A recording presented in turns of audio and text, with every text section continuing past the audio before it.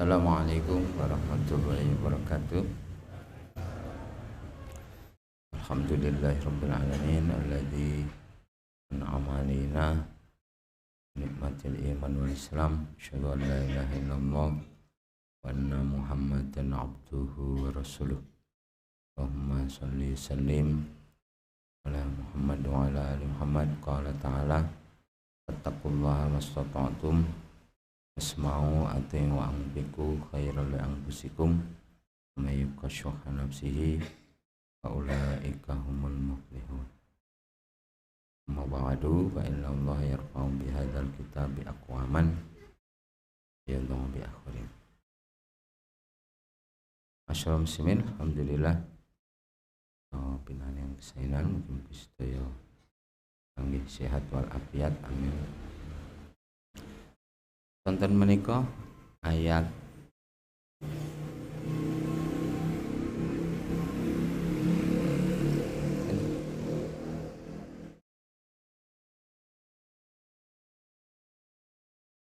ya, nggih. Wa idh qala Musa liqaumihi ya qaumi dzkuru ni'matallahi 'alaikum idh ja'ala fikum anbiya'a wa ja'alakum muluka wa atakum malam yu'ti ahadam minal alamin. Dan ingatlah ketika Nabi Musa mengatakan kepada kaumnya, wahai kaumku, ingatlah nikmat Allah atas kalian, yaitu Allah telah menjadikan bagi kalian nabi-nabi. Jadi nabi-nabi Bani Israil itu sangat banyak. Artinya itu satu kenikmatan dari Allah. Wa ja'alakum muluka, dan menjadikan kalian orang-orang yang merdeka. Muluka ini sering diartikan begini. Dalam penjelasan Abdullah bin Abbas, kalau seseorang itu sudah mempunyai harta, mempunyai wanita, kemudian mempunyai kendaraan dan pembantu, maka jadilah ia laksana raja-raja. Laksana raja-raja itu nek tiyang wong urip-urip urip bebrayan, pun duwe bojo, duwe gawean, duwe kendaraan, terus duwe pembantu, rak wis netral. Netral. Nggih. Maksudnya muluka ini bukan raja-raja tapi laksana para raja. Nggih. Nek pun napa mleh ndek pembantu nggih, Pak. Bertudang-tuding mawon. Arek kongkan-kongkon mawon. Yu ngono menapa yu ngoten. Jadi maksudnya orang-orang ini diberi kecukupan dari sisi kehidupannya. Bahkan mereka ini termasuk memiliki peradaban yang lebih maju. Mereka terbiasa berproduksi. Berproduksi bukan lagi mengumpulkan. Jadi kan masyarakat nomaden itu kan hanya masyarakat mengumpulkan saja, primitif. Mengumpulkan, mencari dan mengumpulkan, belum bisa memproduksi. Tapi orang-orang Bani Israil itu dari awal sudah diberi kemampuan untuk memproduksi, bisa bercocok tanam, bisa mengusahakan banyak hal, bisa mengembangbiakkan berbagai macam varietas tanaman misalnya. Itu satu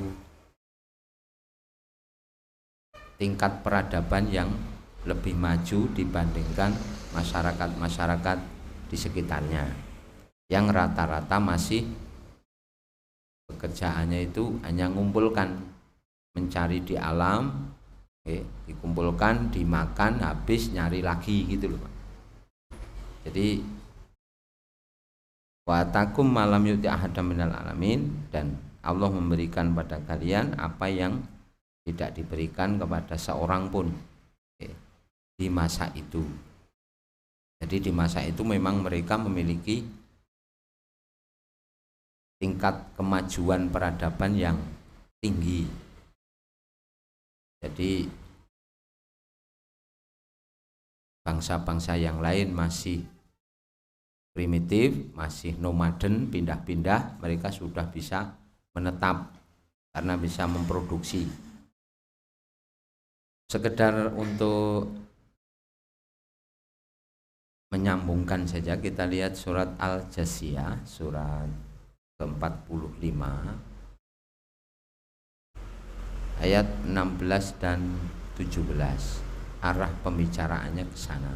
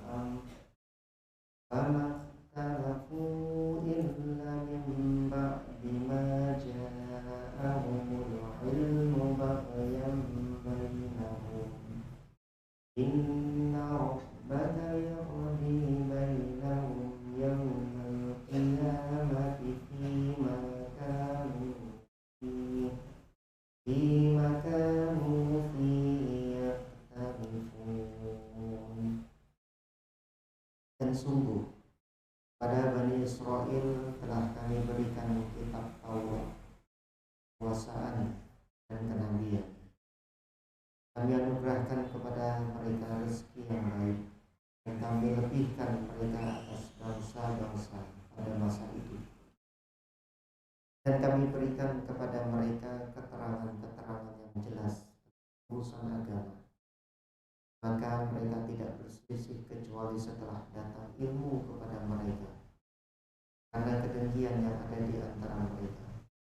Sungguh Tuhanmu akan memberi putusan kepada mereka pada hari kiamat terhadap apa yang selalu mereka berselisihkan. Ya, jadi walaqad ataina bani Israilal kitab wal hukma wan nubuwata.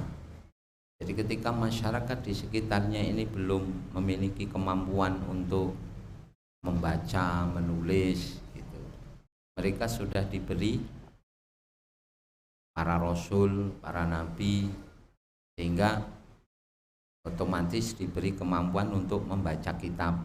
Meski jumlah orang yang terpelajar itu sedikit, tetapi tidaknya dari sekian orang yang mampu membaca dan menulis ini akan membawa pengaruh yang lebih tampak dalam pola-pola kehidupan mereka. Bahkan belum sampai satu nabi atau satu rasul wafat, sudah dikirim nabi yang lain. Jadi tidak terputus pengutusan para nabi dan rasul di kalangan Bani Israil. Ini satu anugerah tersendiri, karena dengan dipimpin oleh seorang yang terpilih, yang terbaik dari kaum itu, otomatis kehidupan mereka lebih terarah, lebih baik, punya pola-pola jangka panjang, punya rencana-rencana, dan akhlaknya pun terbimbing dengan semestinya, karena dipimpin oleh orang-orang pilihan Allah, bukan dipilih dari mereka sendiri, bukan dipilih oleh mereka sendiri, tapi dipilih oleh Allah. Karena setiap nabi, setiap rasul itu pasti Allah menyebut sebagai wa innahum laminal mustofainal akhyar. Sungguhnya mereka itu orang-orang yang terbaik, yang terpilih dari kaum mereka. Jadi bukan orang yang bahasanya asal pilih, tapi memang itu terbaik dan dibimbing oleh wahyu. Dibimbing oleh wahyu. Semua nabi, semua rasul dibimbing oleh wahyu. Yang membedakan hanya kalau Rasul itu membahas syariat tersendiri, kalau Nabi melanjutkan syariat Rasul yang telah ada. Saya Nabi Bani Israel, ada Nabi Ayub, dan Nabi Dzulkifli, Nabi Idris atau yang lain. Ini meneruskan syariat yang sudah ada, terutama yang mengawali adalah syariat Nabi Musa dengan kitab besarnya yaitu Taurat. Nah, Nabi Bani Israel tinggal melanjutkan saja. Kemudian masing-masing dari kaum-kaum yang ada dari keturunan Nabi Israel yang jumlahnya ada 12 putra-putranya menurunkan banyak suku-suku, kemudian masing-masing ditunggui oleh para nabi, otomatis kan dipimpin oleh orang-orang yang terbaik, dipimpin oleh orang-orang yang terbaik. Kemudian Allah pun memberi rezeki yang baik pula. Wa razaqahum minat thayyibati. Jadi mereka ini sudah mampu berproduksi, sudah mampu hidup menetap, sedangkan bangsa-bangsa di sekitarnya tidak. Kemudian meskipun mereka ini lama tinggal di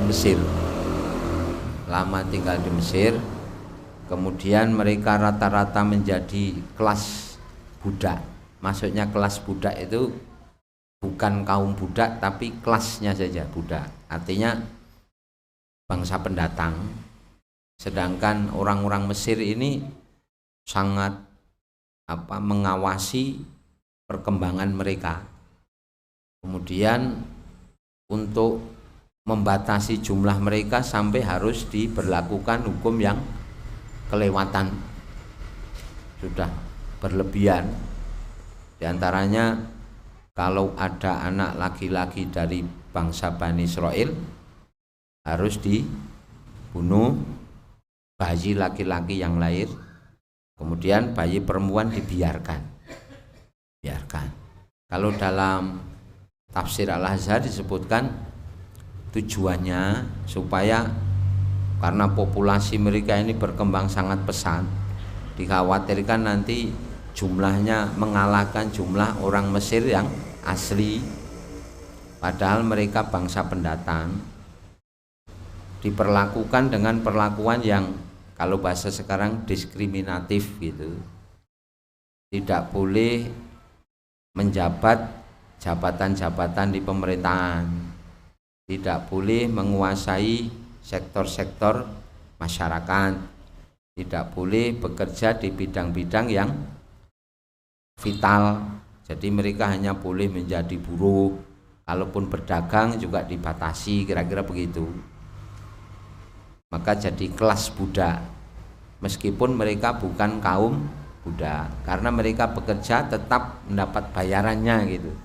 Memang ada sebagian yang diperlakukan sebagai budak, tapi kebanyakan kelasnya saja. Artinya karena bangsa pendatang, kemudian diperlakukan laksana orang yang terjajah, tetapi kemampuan mereka justru terasah dari kesulitan-kesulitan itu. Maka mereka sebenarnya terkenal sebagai bangsa-bangsa yang tangguh, suku-suku bangsa yang ulet.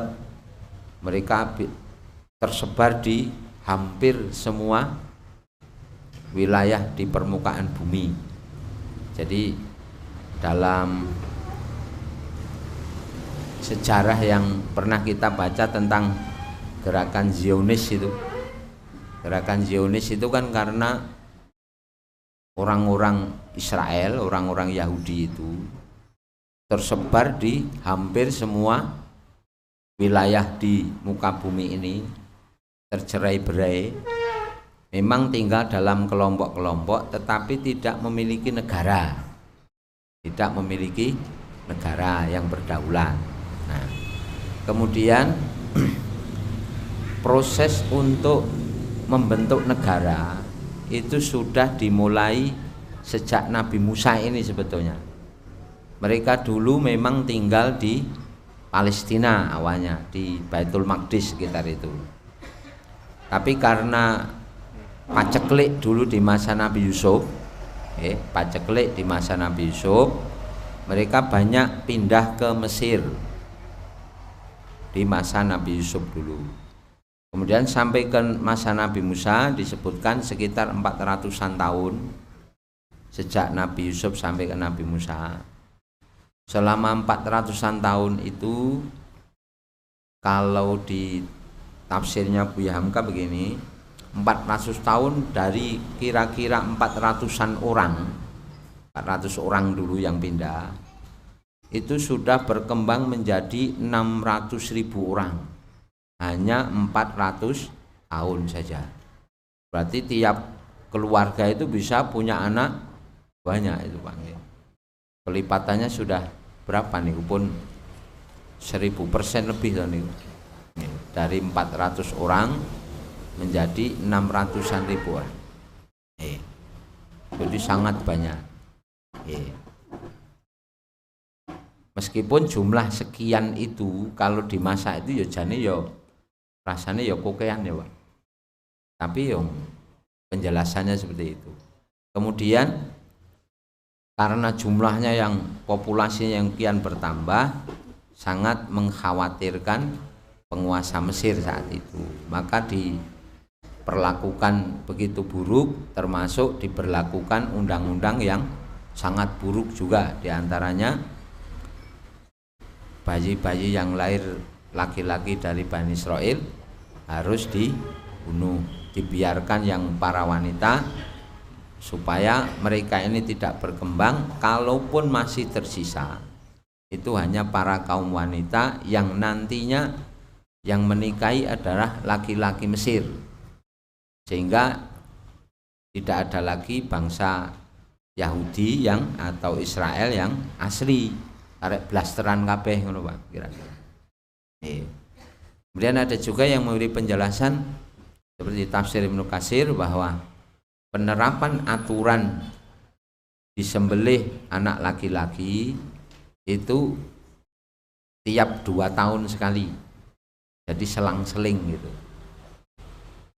Sebab alasannya ketika lahir Nabi Musa ada aturan itu, tapi tidak dikisahkan ketika lahirnya Nabi Harun.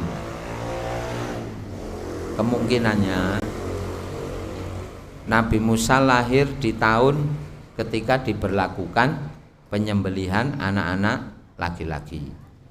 Nabi Harun lahir di tahun yang undang-undang itu tidak diberlakukan. Alasannya supaya laki-lakinya tidak habis, tetap ada laki-lakinya. Sebab kalau habis walan juga Pak. Mungkin sing dadi buruh sinten ngono kira-kira. Yang jadi buruh siapa? Nek kabeh putri gitu, bahaya itu. Nah kurang lebih seperti itu sekitar penjelasan itu.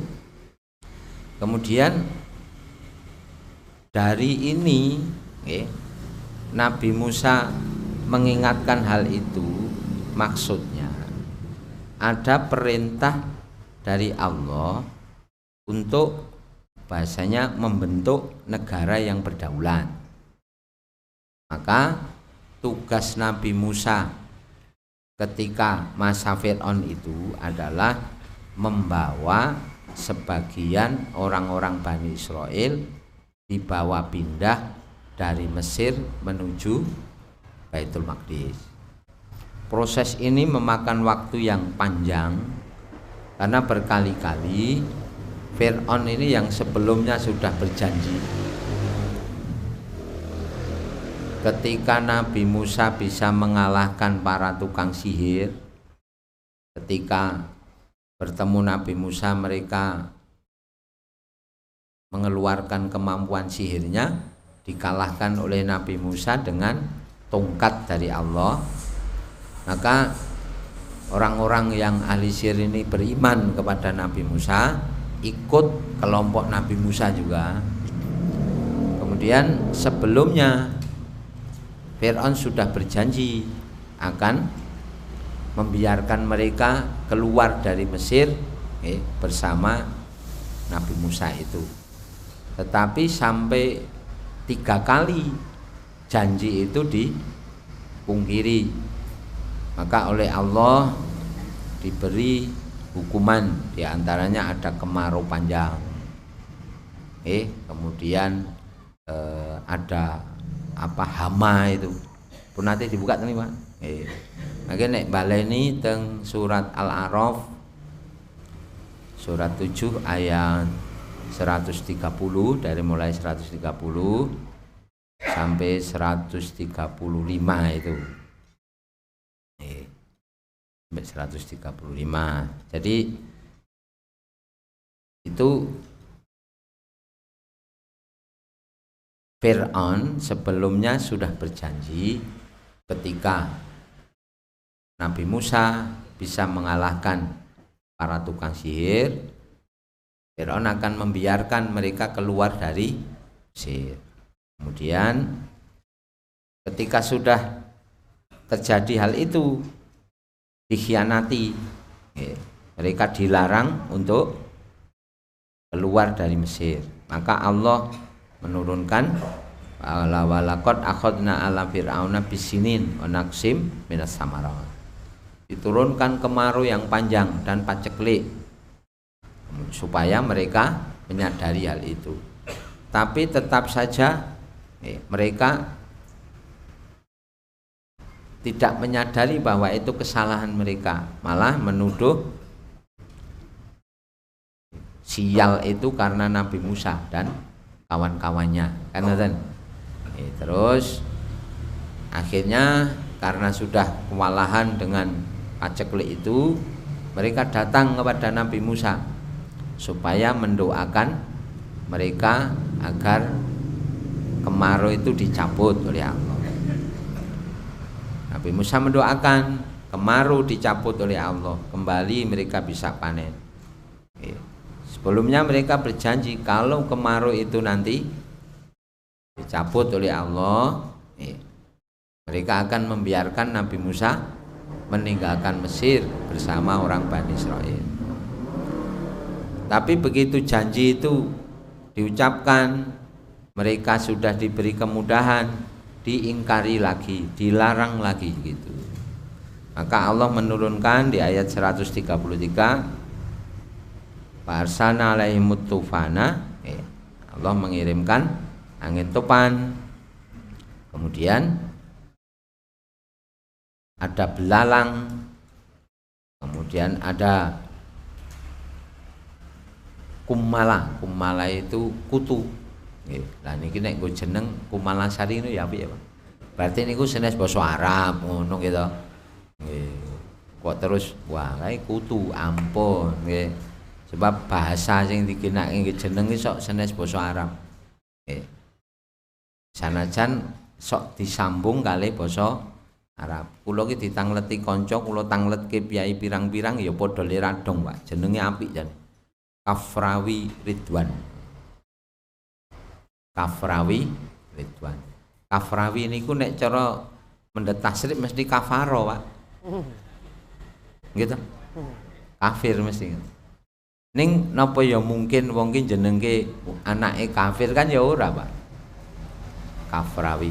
Kula ditangleti ngeten iki. Kula tangleti kanca-kanca klebet Ustaz Aris Munandar. Kafrawi iki saka basa apa, Mas? Nggih nek ketoke kudu basa Arab ngono, Pak, kita. Mung iso ngoten tok. Senes basa Arab mungkin nggih penisbatan ning tempat napa-napa ngoten lho nggih. Nah, mboten dadi nek goleki teng basa Arab ra temu niku. Nggih. Artine mesti kafir niku ngoten. Sebab nisbat nggih. Kafrawi berarti seperti orang kafir ngoten. Darake mesake, Pak. Padahal mburine Ridwan. Mosok wong kafir sing diridhoi rak ya ora mungkin. Nah, mula ampun wah iki anake kae jenenge Kumala berarti kutu. Ampun ngoten gitu. Iki basane liya ora. Wal kumala. Jarot niku nek jarot wong Jawa artine apa? Gagah, gitu. Gagah. Nek basa Arab belalang. Nek ampun, wah iki walang kae mboten. Nek jarot Jawa ki gagah ya, Pak. Gagah piteksa niku jarot. Nggih, dadi ampun kabeh basa Arab nggih. Nggih. Dados wal jaroda wal kumala wad dofadi'a kata wad dama dan darah. Jadi air itu diliputi oleh warna darah, amis seperti darah, tandon-tandon air. Bahkan dipenuhi oleh kata. Nek kata sing enak mungkin ya nek kata omo kan mesti ra enak wae. Ketus apa-apa. Nah, setelah itu datang kepada Nabi Musa di ayat 34 itu hanya ini disebutkan sekali saja. Walamma waqa'a alaihimur rijzu. Qalu ya Musa da'ulana rabbaka bima 'indak. Ketika mereka ditimpa azab itu, mereka datang kepada Nabi Musa dan mengatakan, ya Musa, doakanlah bagi kami kepada Rabbmu, kepada Allah. Kemudian bima ahida indak, terhadap apa yang seperti apa yang kamu janjikan itu. Artinya kalau Allah itu kita minta kepada Allah sungguh-sungguh pasti akan ditolong, kan begitu Bang. Nah, kemudian mereka berjanji la in kasafta annar rijza. Kalau engkau bisa menghilangkan bencana itu dari kami, lanu minan nalaka, kami pasti beriman kepadamu. Atau setidaknya lanu minana itu maknanya kami percaya padamu. Kemudian walanur silan nama aka bani Israel, dan kami akan mengirim bersamamu orang-orang Bani Israel. Hingga 3 kali janji itu, falam maka sabna anumur rijza ila ajalin hum balighuhu idahum yang kusun. Ketika kami cabut dari mereka bencana itu, hingga sampai satu waktu kembali mereka mengkhianati janjinya. Jadi sampai 3 kali proses orang-orang Bani Israel tidak dibawa keluar dari Mesir, baru kesampaian itu pun karena memang perintah Allah, bukan karena orang-orang Mesir menepati janji. Karena sudah 3 kali dipungkiri janjinya, Allah perintah kepada Nabi Musa, fa asri bi ibadi lailan innakum muttabaun. Pergilah di waktu malam bersama orang-orang Bani Israel, tapi kalian nanti akan dikejar. Nanti kisahnya bisa dilihat di surat Asy-Syu'ara. Kalih baleni sik Bang nggih. Ben ceritane turut ngoten. Turut. Surat 26 dari ayat 52.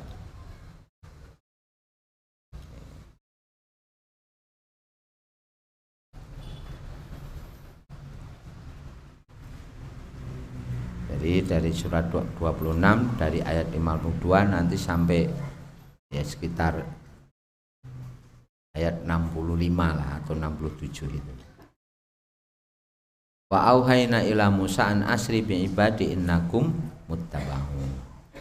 Dan kami wahyukan kepada Musa supaya pergi di waktu malam untuk meninggalkan Mesir bersama hamba-hamba Allah yang beriman kepada Nabi Musa, dan diberitahu oleh Allah innakum muttabaun, tapi kalian tetap akan dikejar.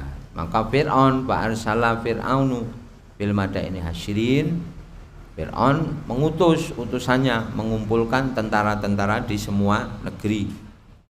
Nah, diminta untuk kumpul untuk mengejar orang-orang Bani Israel. Kemudian jumlah tentara ini juga sangat banyak. Innaha ula ila syirdimatun qalilun. Jadi kawan-kawan Nabi Musa itu disebut sebagai kelompok kecil saja. Wa innahum lana lawaidun, dan mereka telah membuat kami marah. Wa inna lajamiun hadirun, dan kami ini rombongan jamaah yang sangat waspada. Jadi senjatanya lengkap, laksana ndak perang ketika mengejar Nabi Musa dan kawan-kawan. Tapi Allah punya maksud lain. Fa akhrajnahum min jannati wa uyun, kami keluarkan mereka, orang-orang Mesir itu, dari taman-taman atau kebun-kebun mereka dan mata air mereka. Jadi memang Allah sengaja ingin mengadab mereka sekaligus gitu. Sehingga apa yang sudah mereka usahakan bertahun-tahun nanti akan tidak ada orangnya dan diwarisi oleh orang-orang Bani Israil. Kemudian wa kunuzi wa maqamin karim, dan tempat-tempat penyimpanan harta dan tempat-tempat yang mulia. Kadzalik wa aurasnaha Bani Israil, demikian itulah kami mengendaki nanti yang ditinggalkan oleh orang-orang Mesir itu diwarisi oleh orang Bani Israil. Nah, kemudian ditenggelamkan di Laut Merah di ayat 63 itu, di surat Asy-Syu'ara. Oke. Kemudian arah perjalanan itu keluar dari Mesir, Allah perintahkan supaya menuju Baitul Maqdis, Palestina. Maka kita baca ayat 21 surat Al-Maidah.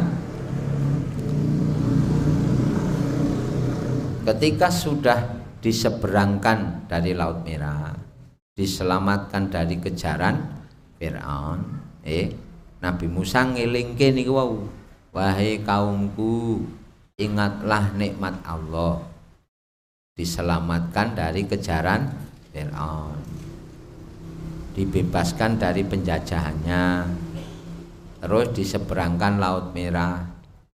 Sepanjang perjalanan diservis oleh Allah dengan manna dan salwa. Ketika mereka menetap sementara di padang Tih, diberi 12 mata air untuk keperluan sehari-hari mereka. Itu kan kenikmatan yang sangat banyak. Mereka tercukupi makannya, tidak harus mengusahakannya sendiri karena ada manna dan salwa itu. Jadi nikmat yang banyak dari Allah, dan dijadikan mereka laksana orang-orang yang merdeka saja, wis ra ngopo-ngopo, rasa nyambut gawe, pangane wis cukup, kan ngoten, nah, kemudian tidak dijajah, maka kan merdeka gitu.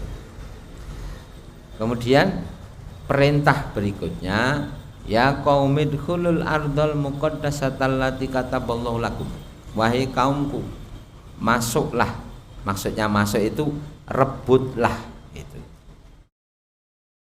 Baitul Maqdis yang dijanjikan atau diberikan oleh Allah kepada kalian. Jadi memang di masa itu masih terbiasa dengan bahasanya perebutan wilayah itu, karena belum memiliki batas-batas politik kenegaraan. Maka di masa itu memang siapa yang kuat itu yang berkuasa, kira-kira begitu. Karena memang peradaban di masa itu seperti itu. Maka memerangi satu kaum yang menduduki satu tempat itu sah-sah saja gitu. Atau juga dulu asal muasal mereka dari sana, dari Palestina itu. Maka perintah Allah, rebutlah, serbulah Baitul Maqdis, itu tanah yang diberikan oleh Allah, dijanjikan bagi kalian. Kemudian wala tartaddu ala adbarikum, jangan kalian menoleh ke belakang. Watangqalibu khosirin, karena kalian akan menjadi kaum yang rugi. Bahasane awake dhewe wis bacot tekan kene, wis separuh perjalanan lebih bahkan, okay. Jangan banyak menggerutu, berkeluh kesah, karena memang sedang dalam perjuangan dan perjalanannya memang panjang. Okay. Sebab sudah mulai ada gelagat orang-orang ini gersulo gitu loh Pak, sulo. Di antaranya masalah makanan. Kita lihat ke Al-Baqarah ayat 61. Ayat 60-nya diberi mata air 12 itu. Ayat 61. Wa in kuntum ya Musa lan nasbiru ala ta'amin wahidin fad'u lana rabbaka yukhrij lana mimma tunbitul ardu min baqliha wa qithaiha wa fumiha wa adasiha wa basaliha qala atastabdiluna alladhi huwa adna billadhi huwa khair ihbitu misran fa inna lakum ma sa'altum wa duribat alaihimuz zillatu wal maskanatu wa ba'u bighadabin minallah dzalika bi annahum kanu yakfuruna bi ayatillah wa yaqtuluna an-nabiyina bighairil haqq dzalika bima 'asaw wa kanu ya'tadun. Dan ingatlah ketika kamu berkata, wahai Musa, kami tidak tahan hanya makan dengan satu macam makanan saja, maka mohonkanlah kepada Tuhanmu untuk kami agar Dia memberi kami apa yang ditumbuhkan bumi, seperti sayur mayur, mentimun, bawang putih, kacang adas, dan bawang merah. Dia Musa menjawab, apakah kamu meminta sesuatu yang buruk sebagai ganti dari sesuatu yang baik? Pergilah ke suatu kota, pasti kamu akan memperoleh apa yang kamu minta. Kemudian mereka ditimpa kenistaan dan kemiskinan, dan mereka kembali mendapat kemurkaan dari Allah. Hal itu terjadi karena mereka mengingkari ayat-ayat Allah dan membunuh para nabi tanpa hak alasan yang benar. Yang demikian itu karena mereka durhaka dan melampaui batas. Jadi selama perjalanan menyusuri pinggir Laut Merah di sebelah utara, Laut Merah sebelah utara itu kalau sekarang bayangannya ya Yordania gitu. Kalau negara sekarang. Kalau dulu masih bernama Syam. Syam itu memanjang dari wilayah Yordania, bahkan wilayah hampir ke Palestina itu memanjang ke timur sampai ke kalau sekarang Syria, kemudian hampir mencapai wilayah Irak timur itu namanya dulu Syam. Sedangkan Irak, kemudian Iran dan sebagainya itu dulu namanya Persia, atau juga terkenal dengan istilah Isfahan. Isfahan itu memanjang dari Syam sampai ke Irak, itu sering disebut dengan Isfahan atau Asfahan. Maka ada Al-Asfahani gitu. Jadi seperti itu. Kemudian setelah mereka ini melakukan perjalanan yang panjang, memang kalau bahasa orang ya jenuh ya Pak, bosen gitu. Jadi cita-citanya masih perjalanannya masih itu panjang, sebelumnya dikejar-kejar. Kalau dibayangkan persiapannya otomatis kan tidak banyak. Kalaupun membawa bawaan ya bawaan yang ya sebisanya saja. Mereka tidak punya kendaraan juga, rata-rata berjalan kaki. Kemudian perjalanan yang panjang, memang Allah menservis mereka dengan manna dan salwa itu. Lah, tapi tabiat mereka ini memang bahasanya kalau disebut sudah lelah lah berjuang. Sudah lelah berjuang, maka mencari-cari alasan.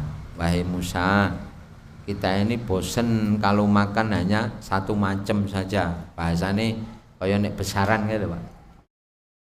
Sanajan ki iwak sapi, iwak wedhus. Nek hari biasa ki ya nyamleng. Nek terus-terusan ki rak ya ngono kira-kira. Nggih. Mbok diabake karo Gusti Allah ngono, Pak. Fad'ulana rabbaka nek basa kasar abakno ngono to, Pak. Karo Gusti Allah. Ya timun, bawang merah, bawang putih, ngoten. Dadi pokoke yang ditumbuhkan oleh bumi lah, seger ngono lho, Pak. Nggih. Rak nggih kaya jenengan to nggih. Besaran Yahya napa pirsane mung daging, alah pilih gudangan ngono ki lho, Pak. Nggih.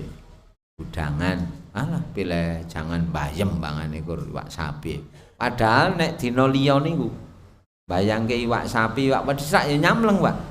Ora tau pethuk. Arep tuku sok-sok ya iman ngono ya. Nah, lah kira-kira ngoten nggih. Bosen. Tetapi mereka tidak memikirkan itu perjuangan, maka maknanya mencari-cari alasan untuk membangkang, ngoten lho, membangkang. Ya Musa, mbok ya dimintakan kepada Allah makanan yang ditumbuhkan oleh bumi, ya macam-macam hasil bumi lah, supaya makan kita ini bervariasi. Ning awak ki seger ngono lho. Menino kok gur mangan iwak gemak terus. Salwa itu kan bangsa burung yang tidak pandai terbang, jadi mudah ditangkap, itu ceritanya kalau para ulama itu. Kalau manna itu semacam kayak getah pohon gitu, tapi rasanya manis, segar seperti madu. Tiap pagi tinggal ngumpulkan gitu loh, Pak. Jatuh dari pepohonan gitu. Nah, tinggal ngumpulkan, jane rak wis nyamleng niku. Serasa nyambut gawe mung nyiapke kangge ngrebut Palestina. Ning mendina ngono kuwi terus ngono lho, Pak. Jane rak ya ora apa-apa wong jenenge berjuang kok gitu. Berjuang kok gitu. Lah, terus mulai muncul pembangkangan minta seperti itu. Kemudian Nabi Musa menjawab, qala atas tabdiluna billadhi wa adna. Atas tabdiluna alladhi wa adna billadhi wa khair. Apakah kalian ingin meminta ganti hal yang lebih baik dengan hal yang dekat? Artinya tujuan kita ini masih panjang. Sing dirembuki aja mangan tok, ngono lho, Pak. Tak bener ta niku. Rembugane kok urusan mangan ae. Prihatin. Mangane sak enenge sik, kira-kira rak ngoten. Mosok dirembuk mangan ae gitu. Mila ihbitu misran, bahasanya gitu, atau sering dibaca ihbitu misra. Kalau ihbitu misran itu kembalilah kalian ke kota-kota. Tapi kalau misra Mesir, kembalilah kalian ke Mesir. Kalian akan mendapatkan apa yang kalian inginkan, tapi kalian tetap menjadi kaum budak, ngono lho, Pak. Jadi saking Nabi Musa ki wis istilahnya kehilangan cara, kehabisan akal untuk menyemangati mereka. Jadi mereka ini sudah mulai lelah, wis mulai kasak kusuk. Oh, penak zaman biyen no bro ngono. Ngono ki lho, Pak. Pinggir rak ya do ngono gitu. Penak zamanku biyen, Bro, ngono. Nggih, penak zaman sakniki napa riyen, Pak? Ya tetep zaman riyen wong jenengan isih enom. Nggih, ajeng sakniki niku nggih. Napa-napa enten ing terus ra entuk ngopo-ngopo iki sok-sok niku nggih ta. Sing marahi enak ki nome niku. Nggih to, Pak. Nek sepuh niku nggih alah wis kowe nggo anake genten ngono kok ya Pak.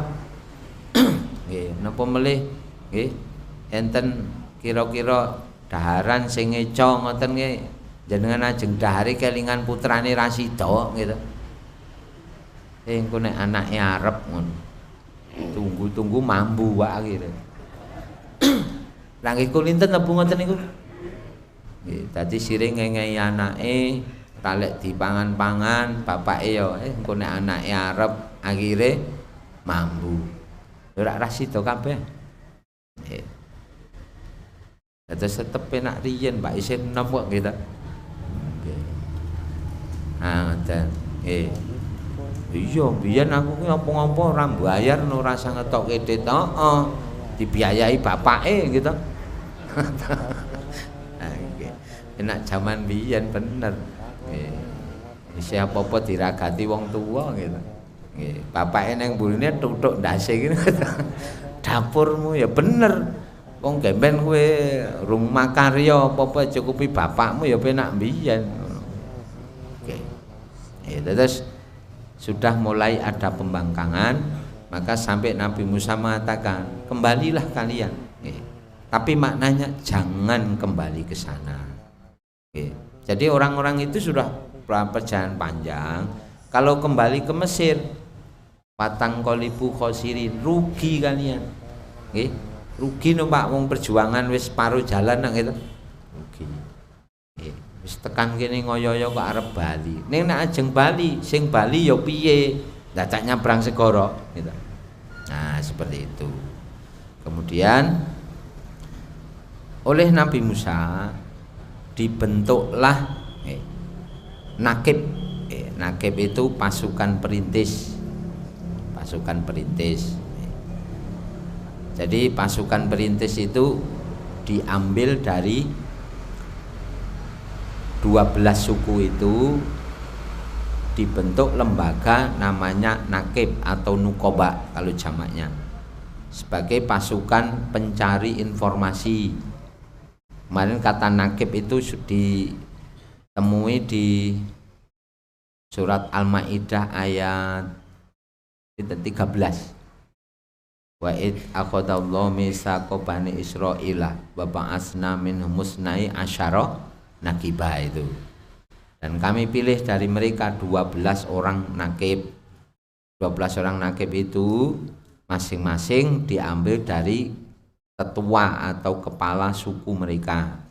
Dari terah 12 orang anak Nabi Israel, Nabi Yakub. Kemudian dalam tafsir disebutkan Nabi Musa memilih 12 orang ini, hanya 2 orang yang dari angkatan muda, dari junior, yang 10 senior gitu, senior.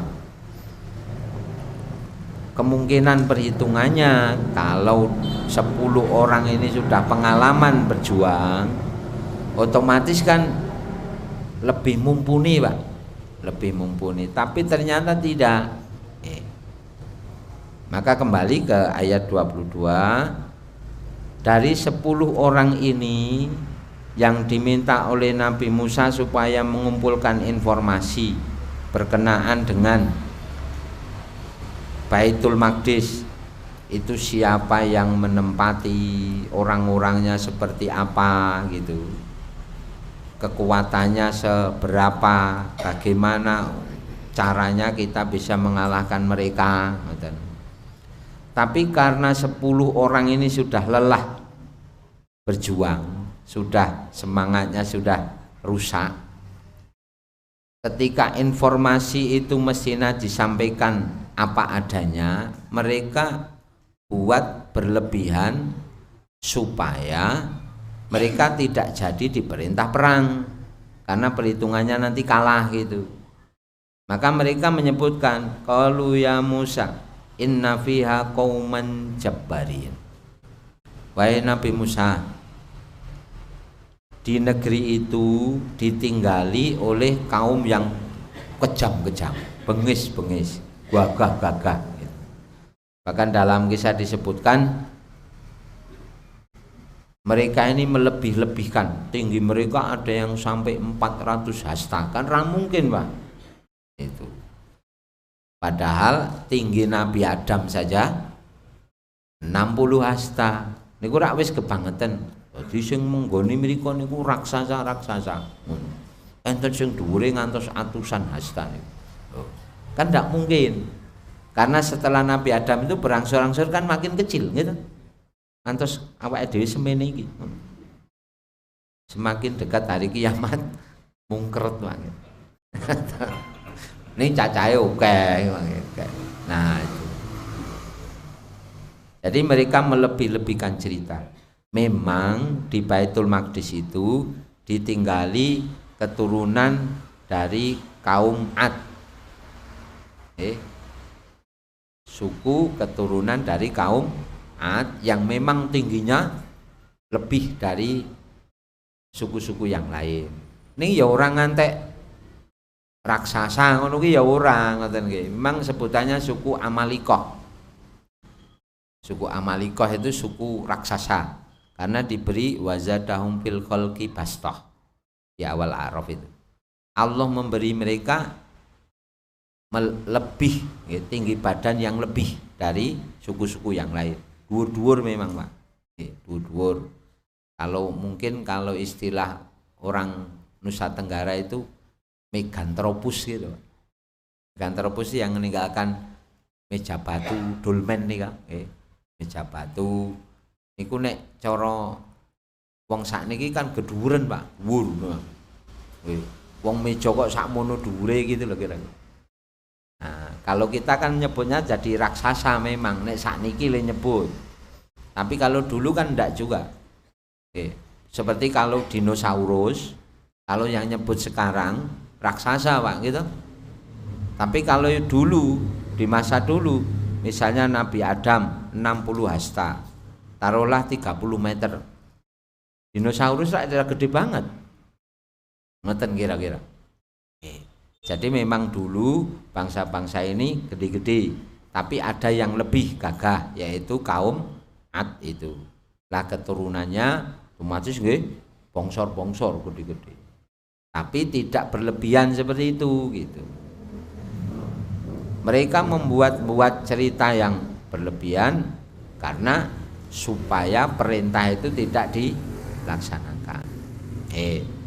Maka wa inna lan nadkhulaha hatta yakhruju minha. Kami tidak akan masuk ke Baitul Maqdis, tidak akan menyerbu mereka hingga mereka keluar dengan sendirinya. Rak ora ono, Pak. Padahal Baitul Maqdis itu subur. Tanah yang subur. Pokoke kita mboten sah nyerang mriku, dinteni mawon sak metune ngono kan ya ora ono, Pak. Monggon subur kok ngene. Dinteni sak metune iki, Pak. Ben pindah sak karepe dhewe sik. Karena memang dulu masanya begitu, orang datang ke tempat itu ada sumber makanan, begitu sumber makanan habis mereka pergi cari tempat pindah, kan dulu masih begitu. Tapi di Baitul Maqdis itu tanahnya subur. Jadi bahasanya tidak mungkin kalau nunggu mereka keluar. Wa iya khruju minna fa inna dakilun. Kalau mereka meninggalkan negeri itu baru kita keluar, kita masuk ke sana. Maka ayat 23 qala rajulani minal ladzina yaqafuna an amallahu alaihim madkhulu alaihimul bab.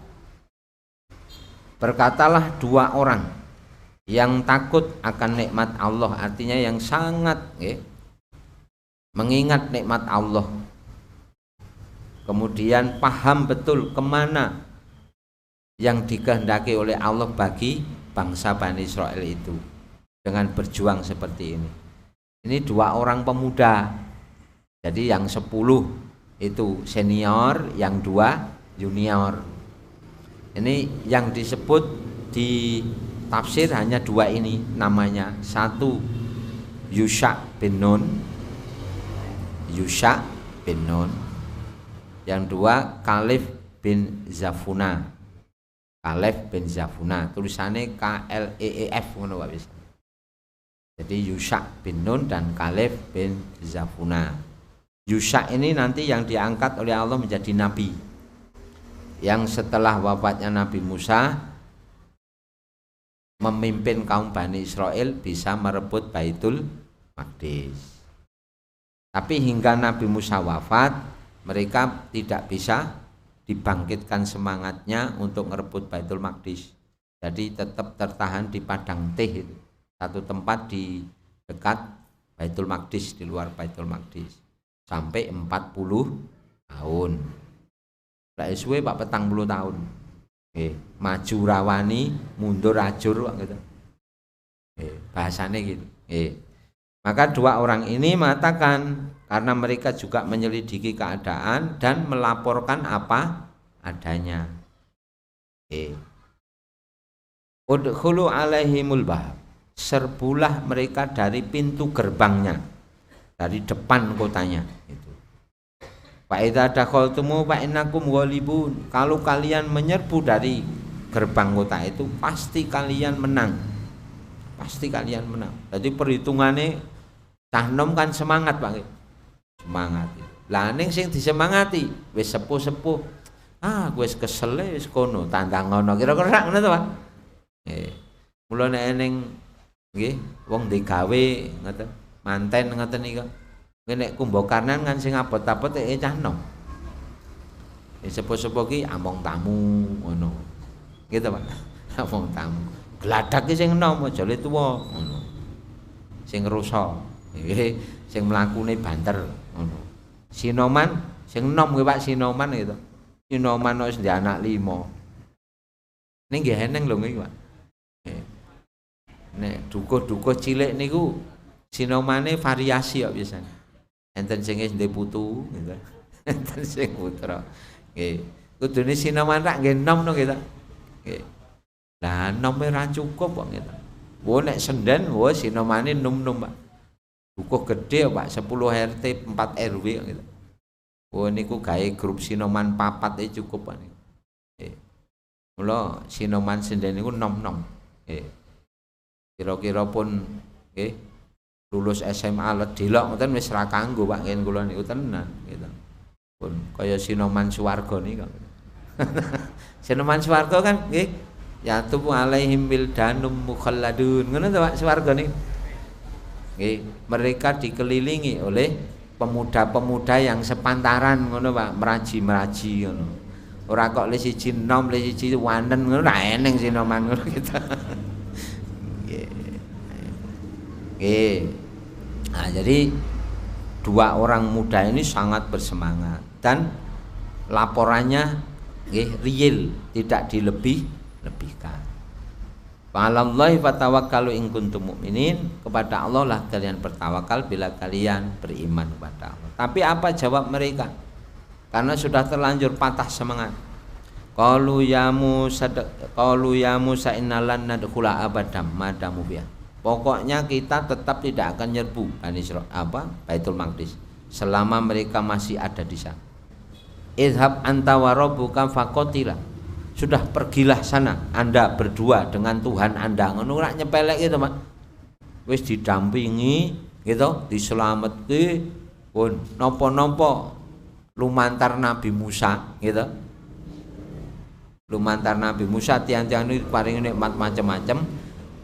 Giliran didhawuhi ngrebut Baitul Maqdis nggih keperluane wong-wong niku dhewe gawe negara sing berdaulat. Malah pimpinane wis pun mangkat dhewe mriku. Niki wis do wegah ngono Pak. Nih. Terus ngaten. Izab anta wa rabbuka faqatila inna hahuna qaidu. Kami akan tetap bertahan di sini. Maka Nabi Musa sudah kehabisan akal, pasrah kepada Allah. Qala rabbi inni la amliku illa nafsi wa akhi. Ya Allah, aku hanya menguasai diriku dan saudaraku saja. Jadi kabeh wis mbangkang. Nggih.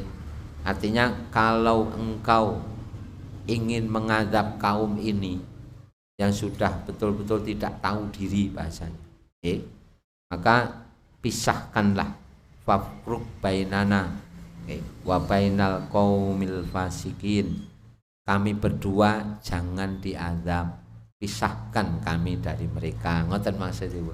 Nggih. Terus nek Allah ndawake azab wis keterlaluan wong Bani Israil, kita niki sing saged duwe semangat mung karek wong loro niki. Nabi Musa kali Nabi Harun. Kemudian Allah mengatakan qala fa inna muharramatun alaihim arba'ina san. Maka tanah itu diharamkan bagi mereka hingga 40 tahun. Kemudian yatihuna fil ard, mereka hanya berputar-putar di padang teh itu selama 40 tahun.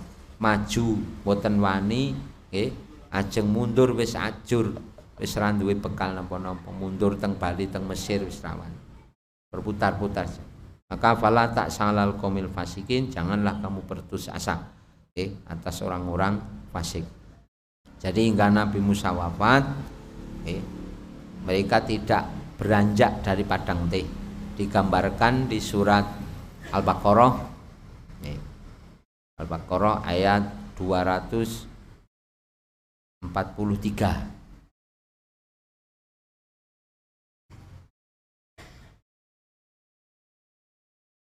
Kita cekapaken di sana.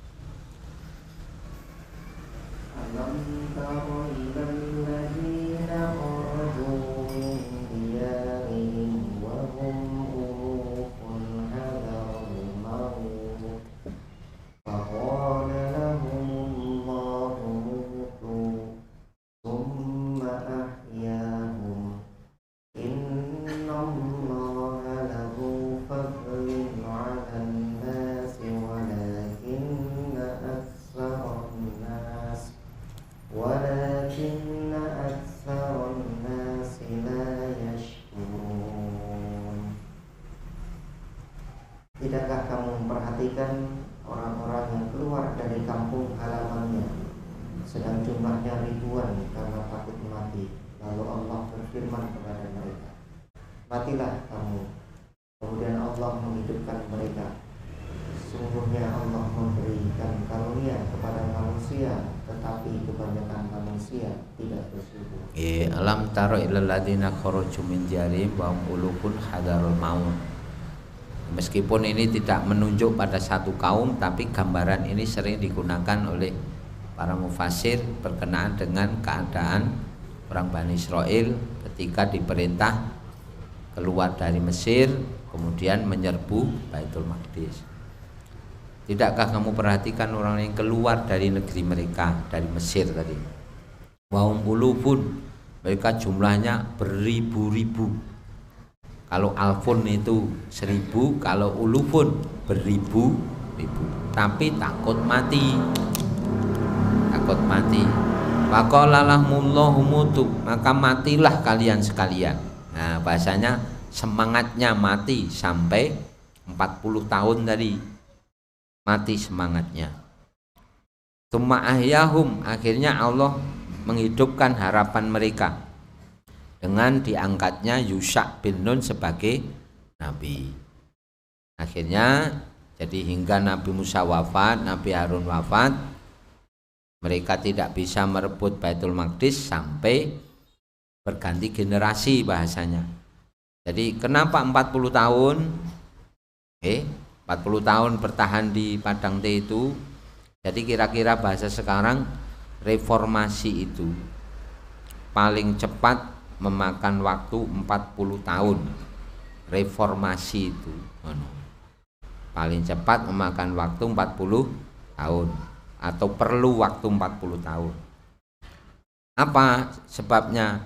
Alasannya orang-orang yang semangatnya sudah tercemar tadi habis, berganti generasi yang bersih, yang baru. Mula kita jangan sami niki nek niki rak tesih pirang tahun Pak saking 98. Agak sekitar 23-24 tahun Pak. 16 tahun melih paling boten. Nggih. Ora ngedeg-degi tenane ngono kuwi ya Pak. Lah sing dek wingi demo teng Senayan nika nggih. Rak sing sakniki do korupsi Pak. Gitu. Jadi terkontaminasi. Biyen kaya-kaya gitu. Bareng nyekel dhewe kaget nggih. Bareng nyekel dhewe kaget. Bulane nyekel ki penak ngono. Dite akeh teko dhewe karek tanda tangan karo golek bathi. Carane rasah nggih, rasah usaha dhewe. Usaha sing mriki ditutup. Kulak mawon ngono Pak kira-kira. Contoh umpamane pabrik gula tutup kabeh. Ngono. Impor ae. Nek impor kan golek bathine rada gampang. Pokono tukone 2000 undakno. 2200 nek ping 2000 ton ngono ya akeh, Pak. Kan wis entuk bathi tenguk-tenguk gitu. Ning sing wong dalam negeri nganggur, Pak. Mula penganggurane ra akeh. Kira-kira bayangke sakniki rak ngoten niku. Saben kabupaten duwe pabrik gula, enten sing loro barang. Diprekke kabeh. Padahal niku kan menyerap tenaga kerja kathah. Nembe gula, Pak, dereng liyane.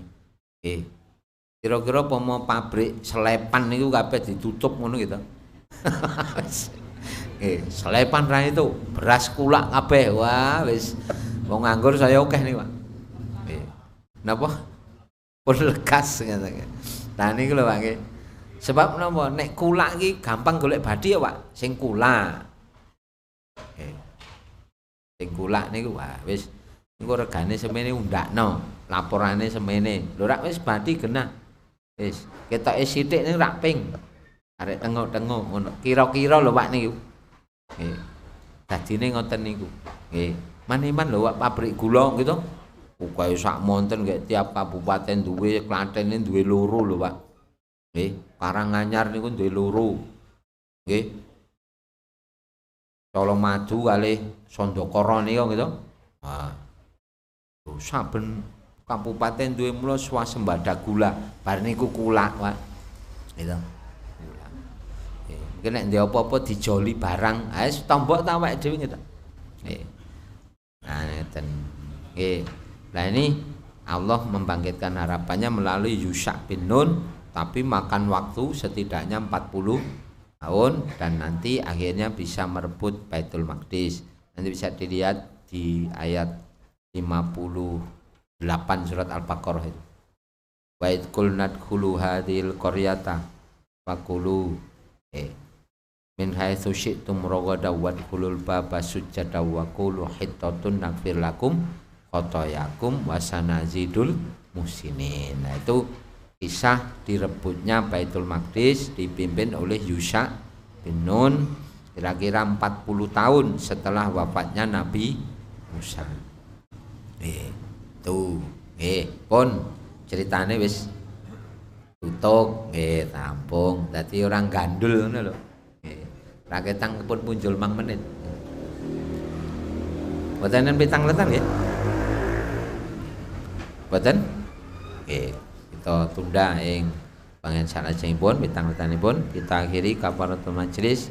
Subhanakallahumma bihamdik asyhadu an la ilaha illa anta astaghfiruka wa atubu ilaik. Assalamualaikum warahmatullahi wabarakatuh.